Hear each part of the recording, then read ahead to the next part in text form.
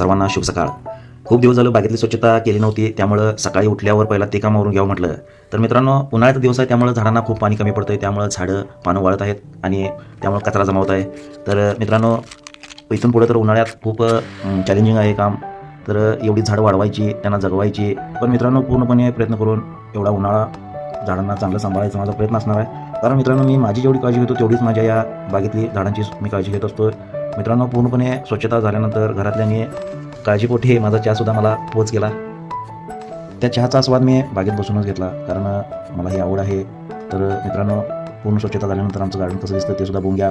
नंतर एक महत्त्वाचं काम म्हणजे, जरी पाण्याची टंचाई असली तरी 100%ला 1% सुद्धा इथं लागत नाही. त्यामुळं दररोजचं हे माझं काम पक्ष्यांसाठी पाणी. कारण मी यायच्या आधी इथं चिमण्या ओरडत होत्या, त्यामुळे मला सुद्धा बरं वाटलं, समाधान वाटलं. त्यानंतर वरून सुद्धा आमच्या गार्डनचा व्ह्यू बघा, मला सुद्धा सेल्फी काढायला आवडली.